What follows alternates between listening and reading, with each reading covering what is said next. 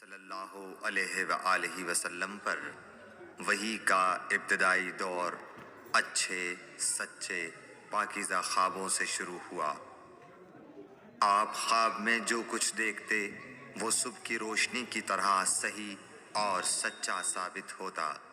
پھر من جانب قدرت آپ تنہائی پسند ہو گئے اور آپ نے غار حرا میں خلوت نشینی اختیار فرمائی اور کئی دن اور رات وہاں مسلسل عبادت اور یاد الہی و ذکر میں مشغول رہنے لگے۔ جب تک گھر آنے کو دل نہ چاہتا توشہ ہمراہ لیے ہوئے وہاں رہتے۔ توشہ ختم ہونے پر ہی اہلیہ محترمہ حضرت خدیجہ رضی اللہ تعالی عنہا کے پاس تشریف لاتے اور کچھ توشہ ہمراہ لے کر پھر وہاں جا کر خلوت گزین ہو جاتے۔ یہی طریقہ جاری رہا یہاں تک کہ آپ پر حق منکشف ہو گیا اور آپ غار حرا ہی میں قیام پذیر تھے کہ اچانک حضرت جبرائیل علیہ السلام آپ کے پاس حاضر ہوئے اور کہنے لگے کہ اے محمد پڑھو۔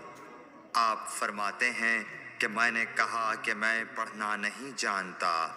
آپ صلی اللہ علیہ وسلم فرماتے ہیں کہ فرشتے نے مجھے پکڑ کر اتنے زور سے بھینچا کہ میری طاقت جواب دے گئی۔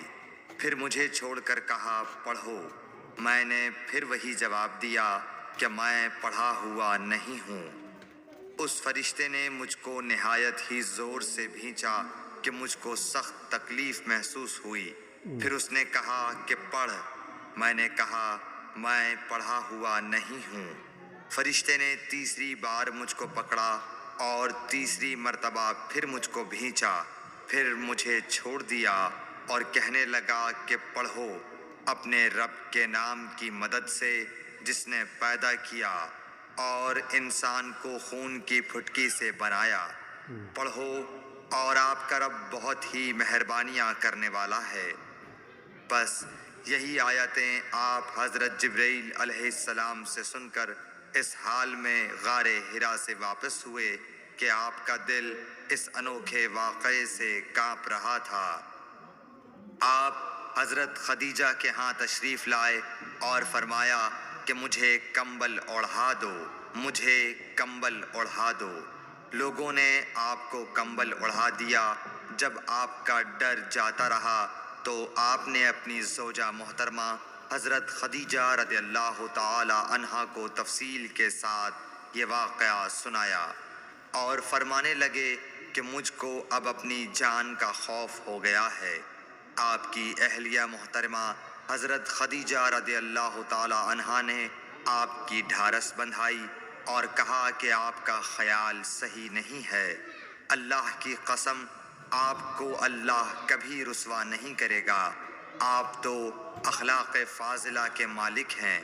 آپ تو کنبہ پرور ہیں، بے کسوں کا بوجھ اپنے سر پر رکھتے ہیں، مفلسوں کے لیے آپ کماتے ہیں، مہمان نوازی میں آپ بے مثال ہیں اور مشکل وقت میں آپ امر حق کا ساتھ دیتے ہیں۔ ایسے اوصاف حسنہ والا انسان یوں بے وقت ذلت و خواری کی موت نہیں پا سکتا۔ پھر مزید تسلی کے لیے حضرت خدیجہ رضی اللہ تعالی عنہا آپ کو ورقہ بن نوفل کے پاس لے گئیں جو ان کے چچا زاد بھائی تھے اور زمانہ جاہلیت میں نصرانی مذہب اختیار کر چکے تھے اور عبرانی زبان کے کاتب تھے۔ چنانچہ انجیل کو بھی حسب منشائے خداوندی عبرانی زبان میں لکھا کرتے تھے۔ انجیل سریانی زبان میں نازل ہوئی تھی، پھر اس کا ترجمہ عبرانی زبان میں ہوا۔ ورقہ اسی کو لکھتے تھے۔ وہ بہت بوڑھے ہو گئے تھے، یہاں تک کہ ان کی بینائی بھی رخصت ہو چکی تھی۔ حضرت خدیجہ رضی اللہ تعالی عنہا نے ان کے سامنے آپ کے حالات بیان کیے اور کہا کہ اے چچا زاد بھائی، اپنے بھتیجے محمد صلی اللہ علیہ وسلم کی زبانی ذرا ان کی کیفیت سن لیجئے۔ وہ بولے کہ بھتیجے آپ نے جو کچھ دیکھا ہے اس کی تفصیل سناؤ۔ چنانچہ آپ صلی اللہ علیہ وآلہ وسلم نے از اول تا آخر پورا واقعہ سنایا، جسے سن کر ورقہ بے اختیار ہو کر بول اٹھے کہ یہ تو وہی ناموس معزز رازدان فرشتہ ہے جسے اللہ نے حضرت موسیٰ علیہ السلام پر وحی دے کر بھیجا تھا۔ کاش میں آپ کے اس عہد نبوت کے شروع ہونے پر جواں عمر ہوتا، کاش میں اس وقت تک زندہ رہتا جب کہ آپ کی قوم آپ کو اس شہر سے نکال دے گی۔ رسول کریم صلی اللہ علیہ وآلہ وسلم نے یہ سن کر تعجب سے پوچھا کہ کیا وہ لوگ مجھ کو نکال دیں گے، حالانکہ میں تو ان میں صادق و امین و مقبول ہوں۔ ورقہ بولا، ہاں یہ سب کچھ سچ ہے، مگر جو شخص بھی آپ کی طرح امر حق لے کر آیا لوگ اس کے دشمن ہی ہو گئے ہیں۔